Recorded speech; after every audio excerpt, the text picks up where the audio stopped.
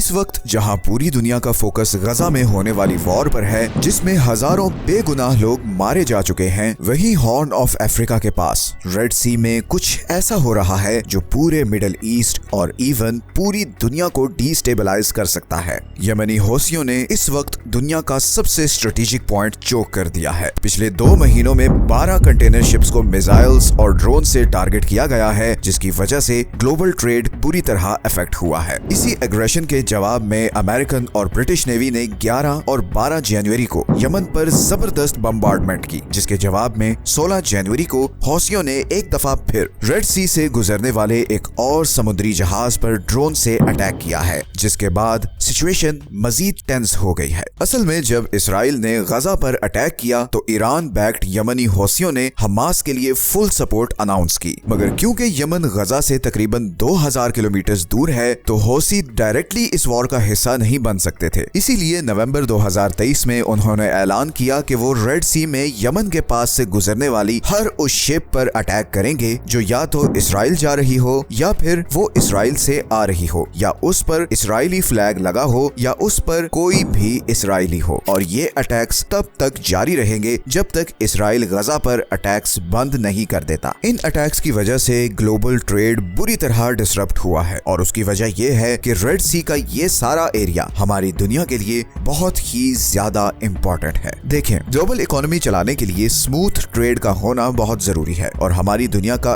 80% trade समुद्रों के जरिए होता है, और इन्हीं समुद्रों में से एक ये रेड सी है, जो 21वीं सदी का सबसे हॉट और डेंजरस जियोपॉलिटिकल एरिया है, क्योंकि यहाँ पे 2 चोक पॉइंट्स हैं। एक ये इजिप्ट के पास सुएज कैनाल है, और दूसरा ये यमन के पास बाब अल मंदेब स्ट्रेट है। 28 किलोमीटर की ये पतली सी जगह जहाँ पर मिडिल ईस्ट और एशिया से आने वाले समुद्री जहाज इंडियन ओशन को क्रॉस करते हुए रेड सी में एंटर होते हैं, और फिर सुएज कैनाल को क्रॉस करके मेडिटेरेनियन सी में निकल जाते हैं, और वहां से फिर वो यूरोप और अमेरिका तक पहुंचते हैं। तो बेसिकली एशिया और मिडिल ईस्ट को यूरोप से कनेक्ट करने का ये सबसे शॉर्टेस्ट रूट है। पूरी दुनिया की 10% ऑयल और 6% नेचुरल गैस की सप्लाई इसी 28 किलोमीटर के चोक पॉइंट से गुजरती है, और ये सारी गैस और ऑयल इधर पर्शियन गल्फ कंट्री से स्ट्रेट ऑफ हॉर्मुज क्रॉस करके आती है। 2022 के स्टैटिस्टिक्स के मुताबिक पूरे यूरोप की 20% ऑयल इंपोर्ट और 24% गैस इंपोर्ट इसी बाब अल मंदेब स्ट्रेट से गुजरती है। और सिर्फ ऑयल और गैस ही नहीं, बल्कि एशिया और यूरोप का सारा ट्रेड भी इसी रास्ते से कनेक्टेड है। चाइना की 30% मैन्युफैक्चरिंग एक्सपोर्ट्स इसी बाब अल मंदेब स्ट्रेट से होते हुए यूरोप और नॉर्थ अमेरिका को जाती है। तो अगर ये रूट किसी भी वजह से ब्लॉक हो जाए तो ग्लोबल इकोनॉमी कोलैप्स कर सकती है, क्योंकि इसका ऑल्टरनेट सिर्फ एक और रूट है, और वो है पूरे अफ्रीकन कॉन्टिनेंट को क्रॉस करके। सुएज कैनाल के बनाने से पहले कंटेनर शिप्स यही रूट यूज करती थी, मगर ये रूट सुएज कैनाल वाले रूट से 7400 किलोमीटर लंबा है, जिसकी वजह से एक्स्ट्रा फ्यूल कॉस्ट आती है, और इसीलिए यमनी हौसियों के अटैक के बाद इन शिपिंग कंपनीज को मिलियंस ऑफ डॉलर्स का नुकसान हो रहा है। अभी तक हौसियों ने यहाँ पर मिसाइल्स और ड्रोन से एटलीस्ट 13 कमर्शियल शिप्स को टारगेट किया है, जिसकी वजह से दुनिया की 5 बड़ी कंटेनर शिपिंग कंपनीज ने रेड सी के थ्रू अपने ऑपरेशंस बंद कर दिए हैं। इनमें डेनमार्क की मर्स्क लाइन, फ्रांस की CMA CGM, जर्मनी की हैपग, लॉयड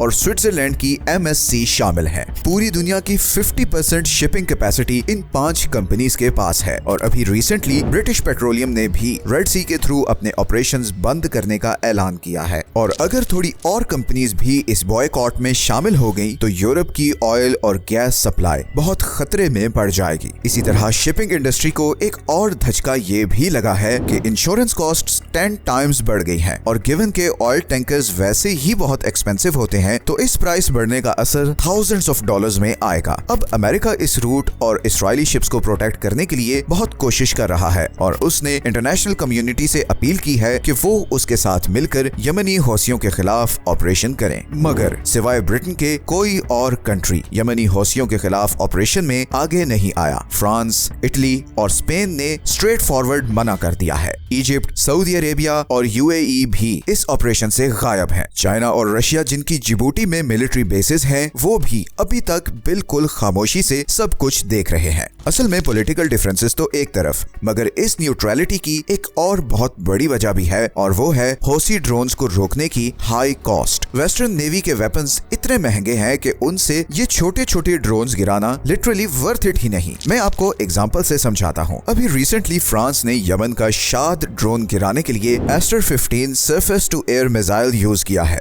अब इस फ्रेश मिसाइल की कॉस्ट $1 मिलियन है, जबकि यमनी ड्रोन की कॉस्ट सिर्फ $20,000 है। मतलब $1 मिलियन का मिसाइल मार के $20,000 का ड्रोन तबाह करना किसी भी तरह से जस्टिफाइड नहीं। लेकिन दूसरी तरफ अगर ये शिप्स तबाह होती हैं तो वो भी मिलियंस ऑफ डॉलर्स का नुकसान है। तो हौसियों के लिए विन विन सिचुएशन है। इसी तरह हौसीज के पास दो और भी बहुत जबरदस्त हथियार हैं। एक तो 1400 किलोमीटर की रेंज वाले बैलिस्टिक मिसाइल्स जो जमीन में इस रेंज के अंदर हर चीज को टारगेट कर सकते हैं, और दूसरा 40 से 800 किलोमीटर की रेंज वाले एंटी शिप क्रूज मिसाइल्स जो किसी भी शिप को बहुत ही एक्यूरेटली निशाना बना सकते हैं। And on top of this western हथियारों के मुकाबलों में ये बैलिस्टिक मिसाइल्स बहुत सस्ते हैं, इसीलिए ये बहुत ही कॉम्प्लिकेटेड कॉन्फ्लिक्ट बन गया है और बहुत से कंट्रीज अभी इसका पार्ट नहीं बनना चाह रहे। इस ब्लॉकेड का इजिप्ट पर भी बहुत नेगेटिव असर पड़ेगा, क्योंकि वो सुएज कैनाल से गुजरने वाली शिप्स से $10 बिलियन एनुअली कमाता है। इसीलिए जब कंटेनर्स अफ्रीका के रूट से जाएंगे तो इजिप्शियन इकोनॉमी को अच्छी खासी हिट पड़ेगी। सऊदी अरब अभी तक इस मामले पर खामोश है। हालांकि 2015 से सऊदी अरब यमनी हौसियों के खिलाफ लड़ रहा है, मगर अब रिसेंटली सऊदी अरब ने यमन के अगेंस्ट अपनी अप्रोच बदली है। सऊदी अरब ने रिसेंटली यमनी लीडरशिप के साथ पीस ट्रीटीज भी साइन की हैं। कुछ एनालिस्ट्स के मुताबिक सऊदी अरब को यूएसए पर काफी गुस्सा भी है, क्योंकि जब यमनी ड्रोन सऊदी अरब की ऑयल पाइपलाइंस पर अटैक करते थे तो अमेरिका का कोई खास प्रोएक्टिव रिस्पॉन्स नहीं होता था। इसीलिए अब सऊदी अरब सिर्फ एक स्पेक्टेटर बनकर सारी सिचुएशन को देख रहा है। लेकिन दूसरी तरफ यूएई अमेरिका पर बहुत दबाव डाल रहा है कि वो हौसीज पर फुल स्केल अटैक करे, बिकॉज यूएई यमन में एंटी हौसी ग्रुप को सपोर्ट करता है और पिछले कुछ सालों से यूएई यमन में बहुत ज्यादा इंटरेस्ट ले रहा है, और उसकी वजह यमन में डिस्कवर होने वाले बहुत बड़े